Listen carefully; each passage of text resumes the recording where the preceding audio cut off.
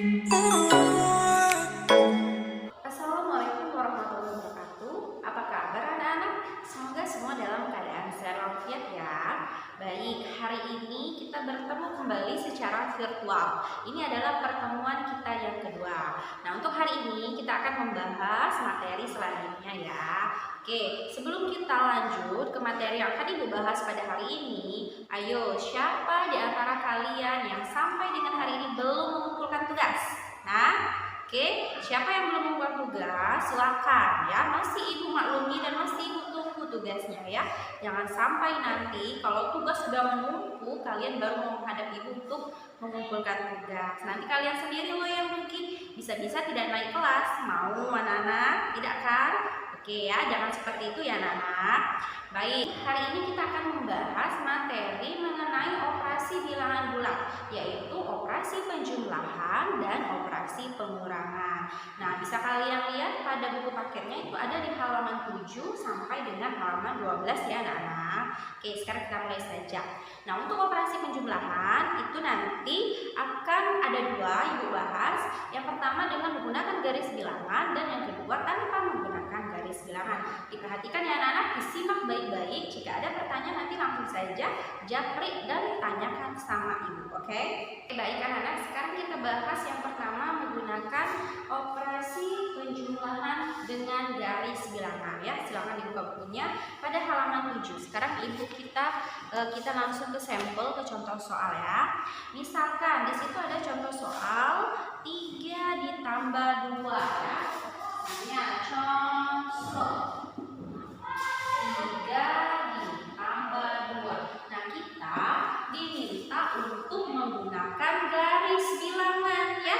Nah, sekarang tinggal kita buat saja garis bilangannya. Garis bilangan sudah dipelajari kemarin ya. Kita urutkan dari 0, 1, 0, 1, 2, 3, 4, 5 dan seterusnya ya. Kalau ke sebelah kanan itu positif, kalau ke sebelah kiri itu negatif. Tapi kalau dibutuhkan ditulis negatifnya, tapi kalau tidak dibutuhkan tidak apa-apa, tidak perlu ditulis negatifnya. Nah, sekarang kita jumlahkan 3. Dia mintakan 3, berarti kita arahkan tanda panah itu ke angka 3. Nah, di sini kan 3 nih. Berarti kita arahkan dari 0 ya, dari titik 0 ini kita tanda arah panahnya ke angka 3 ke sini. Seperti itu. Bisa sampai situ? Bisa ya. Kemudian katanya ditambah 2. Sekarang kita jumlahkan 2. Nah, karena dia ditambah, berarti arah panahnya itu ke sebelah kanan lagi ya. Karena dia bilang positif, ini kan positif 3, ini positif 2. Berarti tanda panahnya ke sebelah kanan. Tadi kan 3 ke sebelah kanan, untuk sini arah panahnya. Berarti 2 juga ke sebelah kanan. Tetapi meneruskan dari tanda panah yang pertama tadi ya.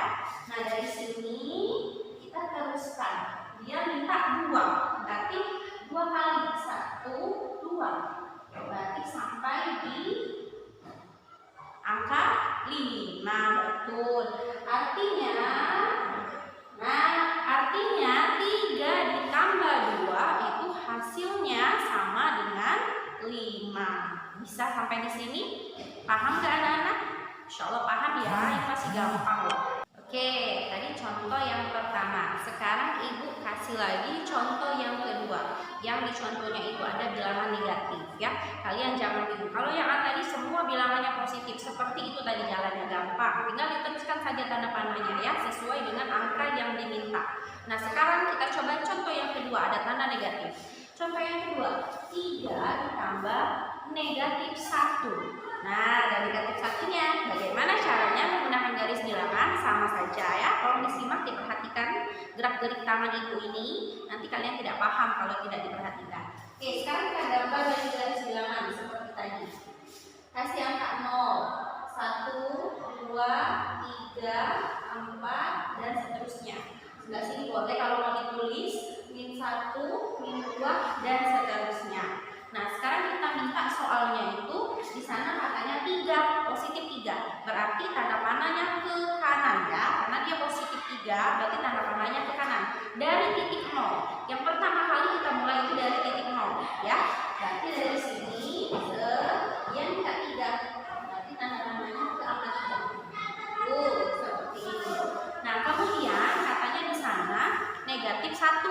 Berarti kalau negatif 1 ditambah dengan negatif 1 berarti tanda panahnya ke sebelah kiri. Oke, tanda panahnya ke sebelah kiri. Kalau dia positif, tanda panahnya ke sebelah kanan. Kalau dia negatif, tanda panahnya ke sebelah kiri. Seperti itu. Bisa ya, anak-anak? Nah, sekarang kita tuliskan. Ini 1. Tanda panahnya ke sebelah kiri berarti dikurangi 1. Dari angka 3 ini kita kurangi 1. Satu apa saja? Satu langkah saja, karena dia negatif berarti ke sebelah kiri tanda panahnya. Artinya hasilnya adalah 2. Berarti 3 ditambah negatif 1 itu hasilnya sama dengan 2. Bagaimana anak sampai di sini? Bisa dimengerti atau ada yang belum jelas? Silakan ya, nanti tanyakan saja ya anak. Oke, baik anak-anak. Sekarang kita masuk ke materi yang kedua dari operasi penjumlahan, yaitu menjumlahkan operasi penjumlahan tanpa garis bilangan. Kalau tadi kita menggunakan garis bilangan seperti ini ya. Nah, sekarang bagian kedua ini kita menggunakan otak tanpa garis bilangan dan alat bantu lagi. Langsung kalian jumlahkan berapa sih hasil dari soal yang sudah ibu buat dari A, B, C yang ada di papan tulis tersebut ya. Perhatikan ya bagaimana caranya. Oke, kita lihat contoh yang pertama. Yang A, 8 ditambah negatif 4. Nah, kalau tadi kan menggunakan garis bilangan, tinggal kalian gambar tanda panahnya ke angka 8, kemudian tandanya negatif 4, tinggal gambar lagi dari angka 8 tapi ke sebelah kiri min 4. Berapa sih dapatnya? Itu kalau menggunakan garis bilangan seperti yang contoh kedua ini ya. Nah, kalau sekarang kita tanpa menggunakan garis bilangan, pakai otak. Bagaimana caranya? Nah, seperti ini ya. Nah, di sini ada 8, di sini positif, di sini min 4. Kalian anggap saja kalian punya 8 kelereng. Tuh, kalian mempunyai 8 kelereng, kemudian negatif 4 di sana itu kalian punya hutang. Nah, hutang kalian ada 4. Berarti kalau punya hutang, si kelereng yang kita punya itu kita kurangi. Nah, kurangi 4, 1, 2, 3, 4. Tinggal berapa sisanya? 4. Gampang kan? Tidak harus gambar-gambar lagi, langsung bisa dijawab kan? Iya, berarti hasilnya adalah 4. Seperti itu bisa ya? Nah, sekarang contoh yang kedua ini sama. Negatif 3 ditambah 7. Kamu punya hutang 3 dan kamu punya kelereng 7. Sama seperti itu saja biar gampang ya. Ini kasih cara paling gampang loh pelajaran SD. Padahal kalian udah tingkat SMP, tapi tidak apa. Yang penting kalian bisa menjumlahkan bilangan bulat negatif positif. Nah, di sana katanya negatif 3. Terus kalian punya 7. Nah, ini ada kelereng 7. Terus negatif 3 nih, punya utang 3. Kurangi 3. 1, 2, 3. Tinggal berapa? 4 juga ya. Jadi hasilnya sama dengan 4. Paham nggak? Nah, yang A sama B bisa ya? Bisa insya Allah. Sekarang yang C. Nah, yang C ini semuanya negatif penjumlahannya. Negatif 2 ditambah dengan negatif 3. Negatif 2 ditambah dengan negatif 3. Nah, berarti kalian punya hutang semua. Punya hutang 2, kemudian punya hutang lagi 3. Berarti nambah banyak hutangnya ya. Nah, kalau semua punya hutang, hasilnya pasti juga berhutang. Kalau berhutang berarti hasilnya akan negatif ya. Berarti negatif 2. Punya hutang 2, punya hutang lagi 3. Berarti ada berapa hutang?